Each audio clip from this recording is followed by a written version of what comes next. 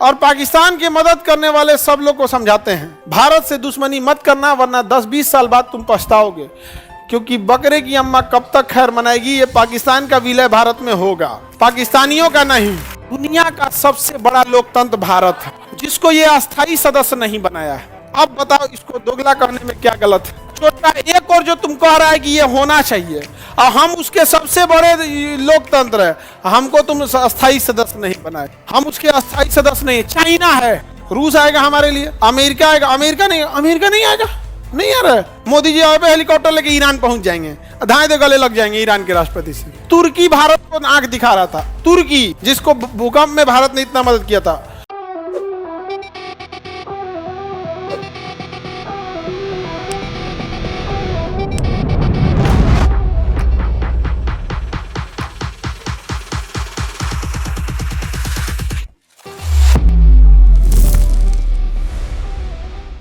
अब इसका उद्देश्य था कि व्यापार को बढ़ावा देना, तो जनेवा में व्यापार को बढ़ावा देने के लिए WTO बनाया गया, अच्छा से वर्क किया।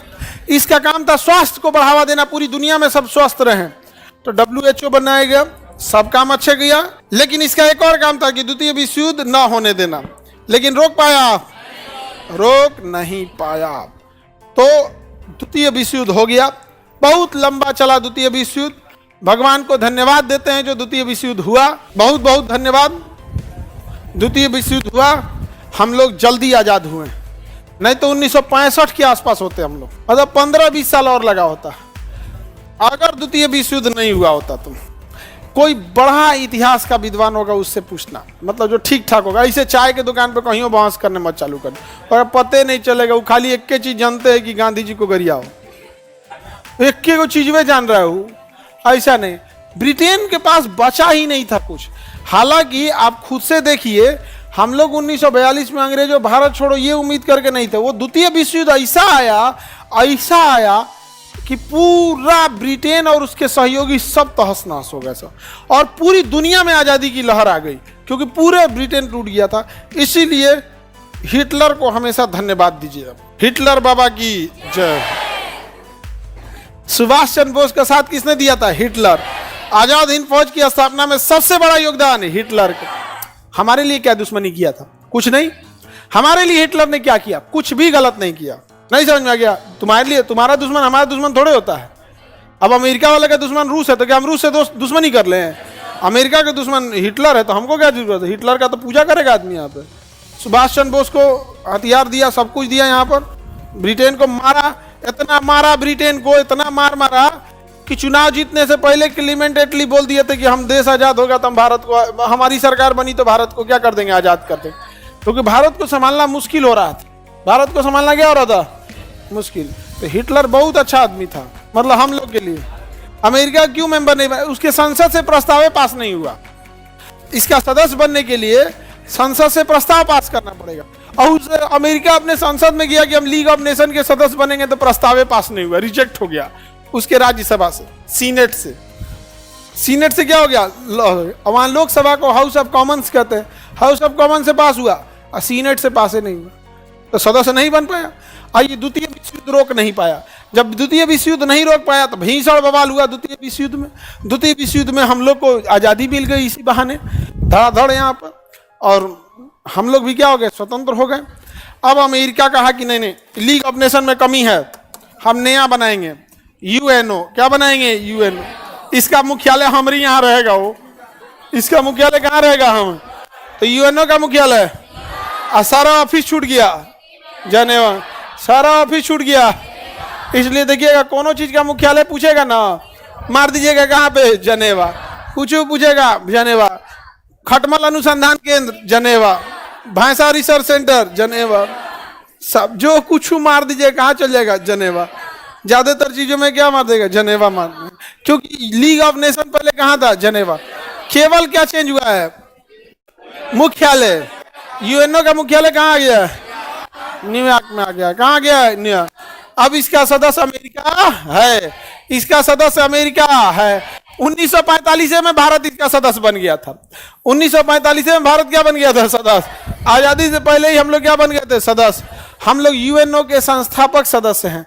और देखिए, इसको गाली तो नहीं देना चाहिए, लेकिन गाली इसी के लिए बना है देहात में इसको दोगला बोला जाता है। अब लेकिन गाली नहीं देना चाहिए, लेकिन गाली किसके लिए बना है? जिसके लिए बना है उसको देना चाहिए। इसका कहना है कि मेरा उद्देश्य है कि पूरी दुनिया में लोकतंत्र हो, यानी राजा महाराजा सरकार न चलाए, तानाशाह किम जोम टाइप का सरकार न चलाए, कम्युनिस्ट पार्टी चाइना की तरह सरकार न चलाए, बल्कि लोकतंत्र हो। दुनिया का सबसे बड़ा लोकतंत्र भारत है, जिसको ये अस्थायी सदस्य नहीं बनाया है। अब बताओ इसको दोगला कहने में क्या गलत है? छोटा एक और जो तुम कह रहा है कि ये होना चाहिए, और हम उसके सबसे बड़े लोकतंत्र है, हमको तुम अस्थायी सदस्य नहीं बनाए। हम उसके अस्थायी सदस्य नहीं, चाइना है, हम उसके सदस्य नहीं। उसके बाद कहता है कि वह देश जो आतंकवाद का विरोध करता हो, कभी आतंकवाद का साथ न देता हो। हमने कभी आतंकवाद का साथ नहीं दिया। इवन पाकिस्तान को तोड़ना भी था तो सीधा सेना लेके घुसे थे, बेईमानी करके आतंकवादी लेके नहीं घुसे थे। 1971 में मानेक शाह पे मूवी बनी है, रौंद के रख दिए लोग पूरी पाकिस्तान। इतिहास तो क्या भूगोल बदल दिए हम लोग, बदल दिए कि नहीं बदल दिए? कोई कहेगा कि हम लोग ने आतंकवादी भेजा था? नहीं, आतंकवादी भारत का आदमी कैसे हो सकता है? वो तो पेटेंट कराया है पाकिस्तान। पेटेंट जब करा लेते हैं तो वही इंसान हो सकता है। और मुसलमानों से भी कहते हैं कि अपने आप से पूछ के देखिएगा, यदि भारत का विभाजन नहीं होता तो अफगानिस्तान और पाकिस्तान नहीं बनते। मुसलमानों का सबसे ज्यादा अगर बेइज्जती किसी ने कराया है तो अकेले पाकिस्तान। 80% योगदान अकेले किसका है? पाकिस्तान। पूरी मुसलमानों को बदनाम कर दिया। अरे तुम्हें लड़ाई लड़नी है, लड़ो ना, बीच में अल्लाह ताला को क्यों घुसा देते हो? अल्लाह हमारी मदद करेंगे तो हम लोग का है छाटल है, लोग हमारी मदद क्यों नहीं करेंगे? नहीं समझेगा।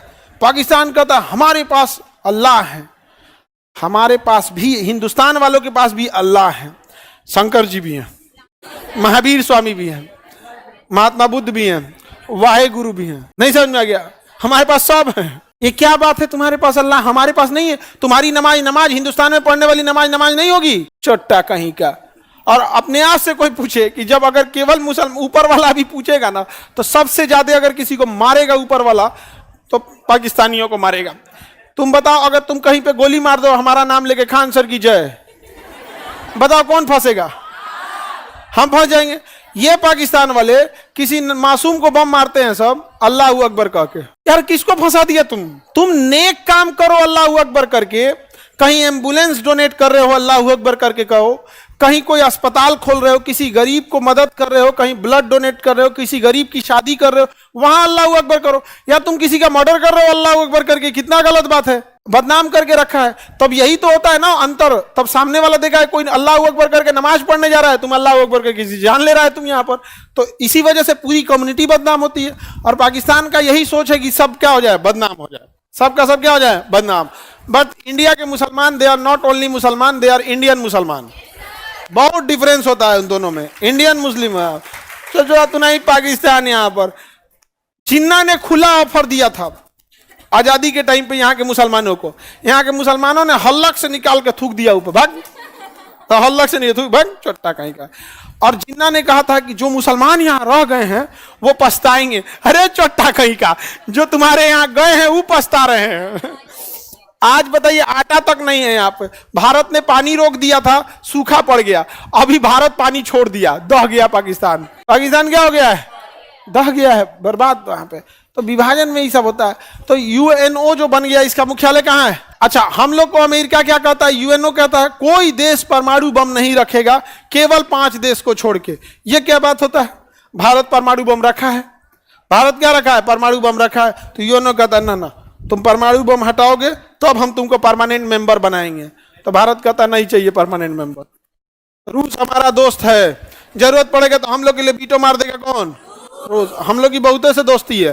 फ्रांस मार देगा, फ्रांस नहीं मारेगा वीटो, हमारे लिए नहीं पावर करेगा, हमारे काम नहीं आएगा। रुक राफेल कैंसिल, जा राफेल कैंसिल, यहाँ काम खत्म। तो व्यापार करने के लिए आएगा यहाँ पे। रूस आएगा हमारे लिए, अमेरिका आएगा, अमेरिका नहीं आएगा, नहीं आ रहा है। मोदी जी आए पे हेलीकॉप्टर लेके ईरान पहुंच जाएंगे, धाए दे गले लग जाएंगे ईरान के राष्ट्रपति से। तुर्की भारत को आंख दिखा रहा था, तुर्की जिसको भूकंप में भारत ने इतना मदद किया था।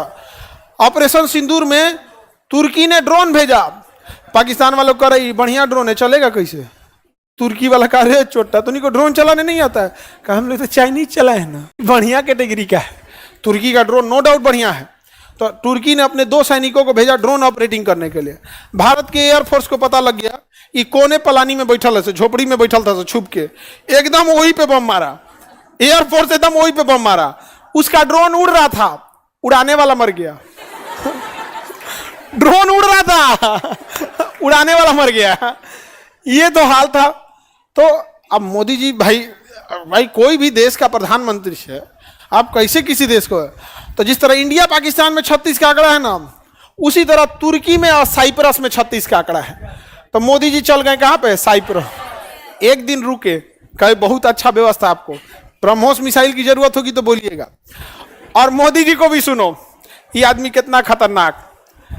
साइप्रस को वही वाला मिसाइलवा देने की बात की है जो ने मिसाइलवा से तुर्की के ड्रोन ऑपरेटरवा को मारे थे। नहीं समझ में आ गया?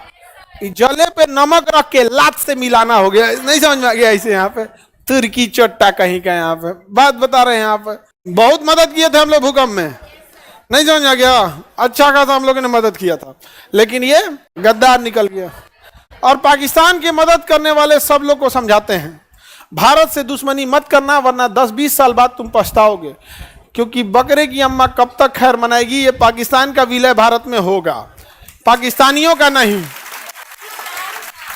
विलय किसका होगा? पाकिस्तानियों का नहीं। तो ये पाकिस्तानी जाएंगे कहां? ना तो कुछ अरब सागर में जाएंगे, ना तो कुछ को हॉस्पिटल में ले जाएंगे, उसी पे ऑपरेशन सीखा जाएगा। समझ में आ गया? हमारे अस्पताल में आएगा सब ऑपरेशन सीखने।